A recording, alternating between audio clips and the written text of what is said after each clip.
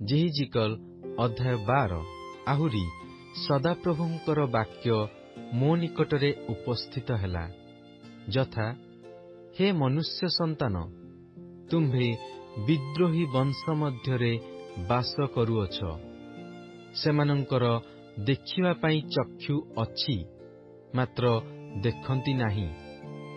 ସେମାନଙ୍କର ଶୁଣିବା ପାଇଁ କର୍ଣ୍ଣ ଅଛି, ମାତ୍ର ଶୁଣନ୍ତି ନାହିଁ, କାରଣ ସେମାନେ ବିଦ୍ରୋହୀ ବଂଶ।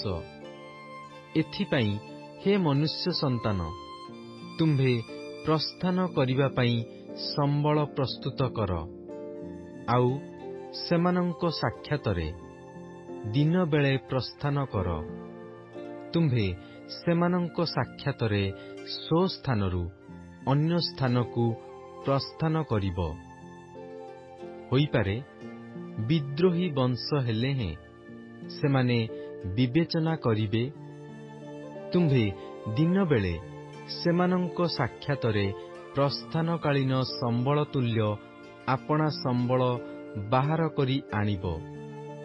ଆଉ ଲୋକେ ଯେପରି ନିର୍ବାସାର୍ଥେ ପ୍ରସ୍ଥାନ କରନ୍ତି, ସେପରି ତୁମ୍ଭେ ସନ୍ଧ୍ୟାବେଳେ ସେମାନଙ୍କ ସାକ୍ଷାତରେ ପ୍ରସ୍ଥାନ କରିବ।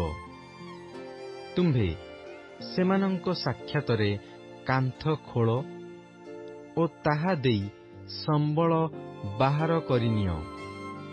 ସେମାନଙ୍କ ସାକ୍ଷାତରେ ତାହା ଆପଣା କାନ୍ଧରେ ବହିବ ଓ ଅନ୍ଧକାର ବେଳେ ତାହା ନେଇଯିବ। ତୁମ୍ଭେ ଯେପରି ଭୂମି ନ ଦେଖିବ, ଏଥିପାଇଁ ଆପଣା ମୁଖ ଆଚ୍ଛାଦନ କରିବ। କାରଣ ଇସ୍ରାଏଲ ବଂଶ ପ୍ରତି ଏକ ଚିହ୍ନ ସ୍ୱରୂପ କରି ଆମ୍ଭେ ତୁମ୍ଭକୁ ରଖିଅଛୁ। ତହିଁରେ ମୁଁ ସେହି ଆଜ୍ଞା ପ୍ରମାଣେ କାର୍ଯ୍ୟ କଲି। ମୁଁ ପ୍ରସ୍ଥାନକାଳୀନ ସମ୍ବଳ ତୁଲ୍ୟ ଦିନବେଳେ ଆପଣା ସମ୍ବଳ ବାହାର କରି ଆଣିଲି ଓ ସନ୍ଧ୍ୟାବେଳେ ନିଜ ହସ୍ତରେ କାନ୍ଥ ଖୋଳିଲି। ମୁଁ ଅନ୍ଧକାର ବେଳେ ତାହା ବାହାର କରି ସେମାନଙ୍କ ସାକ୍ଷାତରେ ଆପଣା କାନ୍ଧରେ ବହିନେଲି। ପୁଣି ପ୍ରଭାତ କାଳରେ ସଦାପ୍ରଭୁଙ୍କର ଏହି ବାକ୍ୟ ମୋ ନିକଟରେ ଉପସ୍ଥିତ ହେଲା, ହେ ମନୁଷ୍ୟ ସନ୍ତାନ, ତୁମ୍ଭେ କ'ଣ କରୁଅଛ ବୋଲି ଇସ୍ରାଏଲ ବଂଶ, ସେହି ବିଦ୍ରୋହୀ ବଂଶ କି ତୁମ୍ଭକୁ ପଚାରି ନାହାନ୍ତି? ତୁମ୍ଭେ ସେମାନଙ୍କୁ କୁହ, ପ୍ରଭୁ ସଦାପ୍ରଭୁ ଏହି କଥା କହନ୍ତି, ଏହି ଭାର ଜେରୁସାଲେମସ୍ଥ ଅଧିପତିର ଓ ସେମାନେ ଯେଉଁମାନଙ୍କ ମଧ୍ୟରେ ଅଛନ୍ତି ସେହି ସମୁଦାୟ ଇସ୍ରାଏଲର ବଂଶର ସମ୍ପର୍କୀୟ ଅଟେ। ତୁମ୍ଭେ କୁହ, ମୁଁ ତୁମ୍ଭମାନଙ୍କର ଚିହ୍ନ ସ୍ୱରୂପ ଅଟେ। ମୁଁ ଯେପରି କଲି, ସେମାନଙ୍କ ପ୍ରତି ସେପରି କରାଯିବ। ସେମାନେ ନିର୍ବାସିତ ହୋଇ ବନ୍ଦିତ୍ୱ ସ୍ଥାନକୁ ଯିବେ। ପୁଣି ସେମାନଙ୍କ ମଧ୍ୟବର୍ତ୍ତୀ ଅଧିପତି ଅନ୍ଧକାର ସମୟରେ ଆପଣା କାନ୍ଧରେ ଭାର ବହି ବାହାରିଯିବ। ଲୋକମାନେ ବହି ନେବା ପାଇଁ କାନ୍ଥ ଖୋଳିବେ। ସେ ଆପଣା ମୁଖ ଆଚ୍ଛାଦନ କରିବ, କାରଣ ସେ ଚକ୍ଷୁରେ ଭୂମି ଦେଖିବ ନାହିଁ। ଆହୁରି ଆମ୍ଭେ ତାହା ଉପରେ ଆମ୍ଭର ଜାଲ ପ୍ରସାରିବା ଓ ସେ ଆମ୍ଭ ଫାନ୍ଦରେ ଧରାଯିବ। ଆଉ ଆମ୍ଭେ କଲ୍ଦୀୟମାନଙ୍କର ଦେଶ ବାବିଲକୁ ତାହାକୁ ନେଇଯିବା। ଆଉ ଯଦ୍ୟପି ସେ ସ୍ଥାନରେ ମରିବ, ତଥାପି ସେ ତାହା ଦେଖିବ ନାହିଁ। ପୁଣି ତାହାର ସାହାଯ୍ୟ କରିବାକୁ ଯେଉଁମାନେ ତାହାର ଚତୁର୍ଦ୍ଦିଗରେ ଅଛନ୍ତି, ସେମାନଙ୍କୁ ଓ ତାହାର ସୈନ୍ୟଦଳ ସମସ୍ତଙ୍କୁ ଆମ୍ଭେ ସବୁ ଦିଗରେ ଛିନ୍ନ ଭିନ୍ନ କରିବା ଓ ସେମାନଙ୍କ ପଶ୍ଚାତ୍ ଆମ୍ଭେ ଖଡ୍ଗ ନିଷ୍କୋଷ କରିବା।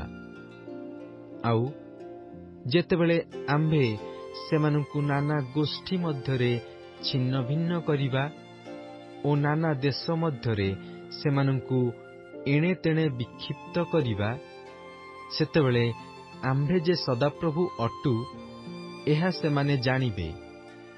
ମାତ୍ର ଆମ୍ଭେ ସେମାନଙ୍କ ମଧ୍ୟରୁ କେତେକ ଲୋକଙ୍କୁ ଖଡ୍ଗ, ଦୁର୍ଭିକ୍ଷ ଓ ମହାମାରୀରୁ ରକ୍ଷା କରିବା। ତହିଁରେ ସେମାନେ ଯେଉଁ ଗୋଷ୍ଠୀମାନଙ୍କ ମଧ୍ୟକୁ ଯିବେ, ସେମାନଙ୍କ ନିକଟରେ ଆପଣାମାନଙ୍କର ଘୃଣାଯୋଗ୍ୟ କ୍ରିୟାସକଳ ପ୍ରକାଶ କରିବେ।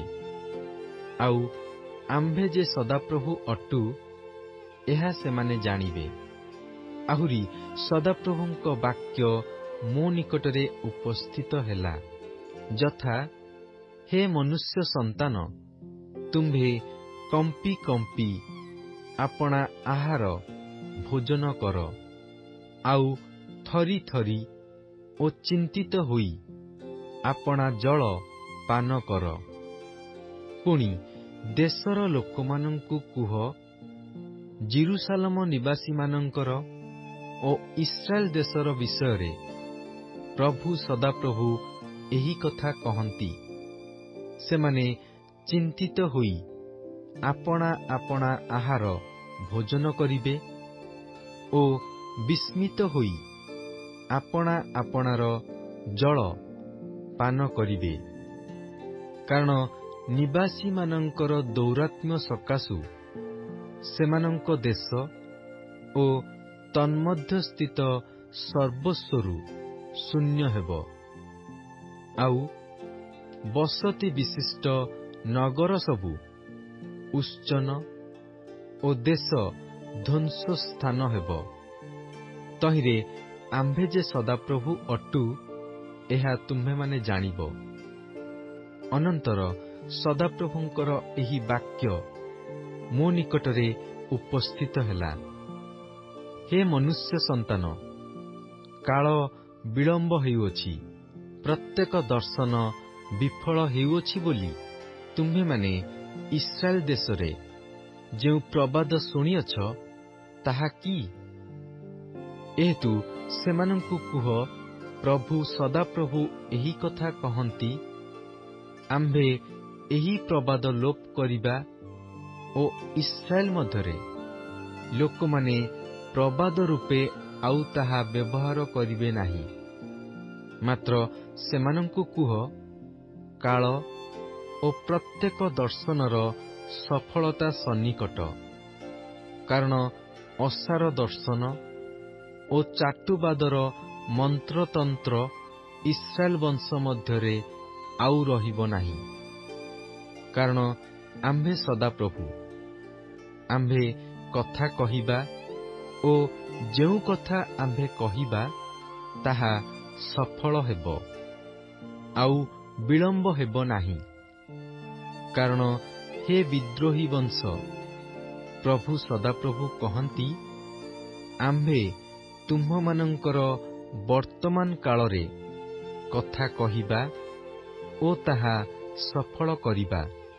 ପୁନର୍ବାର ସଦାପ୍ରଭୁଙ୍କର ଏହି ବାକ୍ୟ ମୋ ନିକଟରେ ଉପସ୍ଥିତ ହେଲା, ହେ ମନୁଷ୍ୟ ସନ୍ତାନ, ଦେଖ, ଇସ୍ରାଏଲ ବଂଶୀୟ ଲୋକମାନେ କହନ୍ତି, ସେ ଲୋକ ଯେଉଁ ଦର୍ଶନ ପାଏ, ତାହା ଅନେକ ବିଳମ୍ବର କଥା ଓ ସେ ଅତି ଦୂରବର୍ତ୍ତୀ କାଳର ବିଷୟରେ ଭବିଷ୍ୟତ୍ ବାକ୍ୟ ପ୍ରଚାର କରୁଅଛି। ଏହେତୁ ସେମାନଙ୍କୁ କୁହ, ପ୍ରଭୁ ସଦାପ୍ରଭୁ ଏହି କଥା କହନ୍ତି, ଆମ୍ଭ ବାକ୍ୟର କୌଣସି କଥା ଆଉ ବିଳମ୍ବ ନୋହିବ। ମାତ୍ର ଆମ୍ଭେ ଯେଉଁ ବାକ୍ୟ କହିବା, ତାହା ସଫଳ ହେବ। ଏହା ପ୍ରଭୁ ସଦାପ୍ରଭୁ କହନ୍ତି।